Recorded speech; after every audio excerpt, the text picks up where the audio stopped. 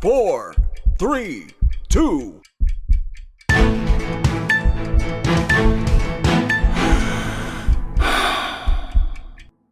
Hey, welcome to the Junior Hockey Advisor one-on-one with Jeff Colson. Today, it's going to be a great day. We've got a great guest, a lot of information to get out, and I'm really excited about this because I get a chance to work with this gentleman daily, but I hope we can get into some things that'll make this a lot of fun. When we get back, Dan Wildfung from the Lone Star Brahmas.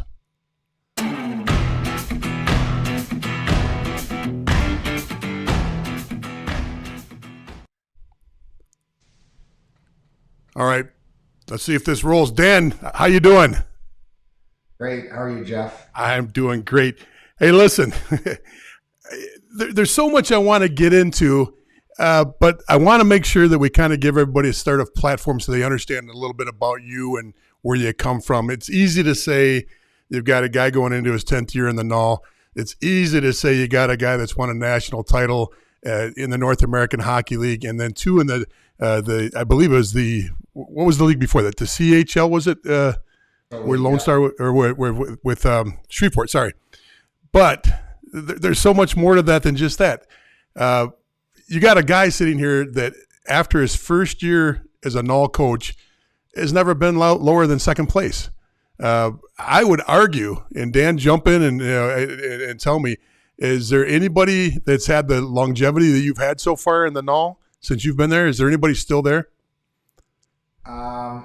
Jeff, I kind of just worry about myself day to day. That's why I have that longevity. It's a grind. There's been some really great coaches in the North American League. Obviously, Scott Lang Langer's one of the top coaches of all time. He's at the most wins, and he's now back with Aberdeen again. So, then there's been a lot of guys that stuck around the Null and they got their shot to go to college or USHL or somewhere else. So it's great. I'm very fortunate to where I'm at. So just to kind of back up and give a little bit of history, you're from Clinton, Ontario. I'm going to throw a couple names out, see how well you know your hometown.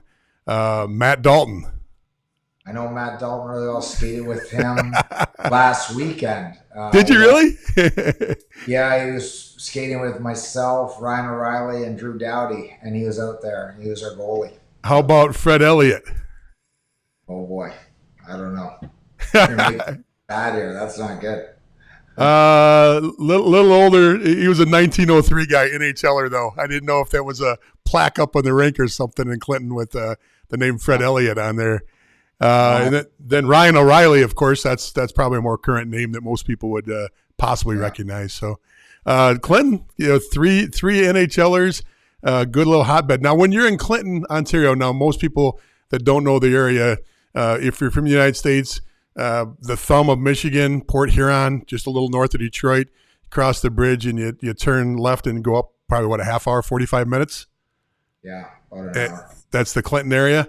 Where do you go when you're in Clinton to the big town? Is it London? What's the big town? London's a big town, but we have a lot of like little cottage areas like Bayfield, Goderich area. It's beautiful right on the Lake Huron there. So Graham Bend, a lot of NHLers have cottages there and in Bayfield as well. So. Beautiful area there. So you played hockey in the area, your juniors. You get picked up by Colgate, and you played 4 years at Colgate. Tell us, how do you go from Clinton to Colgate? How do they find you? Now, that's not a highly recruited league that you came out of. Well, I started in my youth in Clinton, and then I ended up going and playing Junior D in Seaforth, Ontario. And I tell my players this.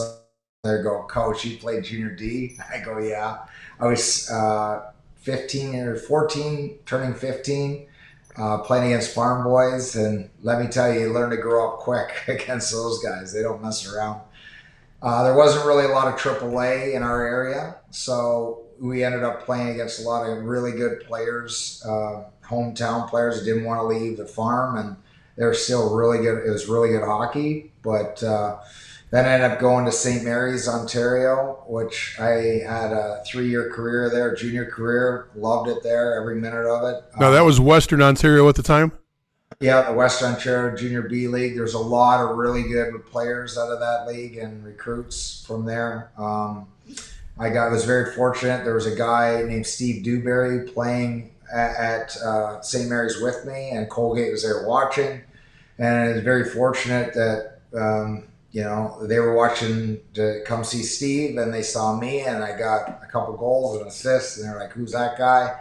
And that's just how quick it happens. They get recruited by them. So no, college hockey's changed quite a bit, but not so much at Colgate when it comes to where players come from. Right now it's almost 70%, 73% of the NCAA is American born. Colgate still runs half and half or more Canadian. Did you see? Have you seen a trend in the way the recruitment out of Canada comes, or is Colgate just old school in the way they think about things? Well, I think Don Vaughn's been around there a long time. He has a honey hole in Canada. He really likes those guys that he's got guys from and coaches.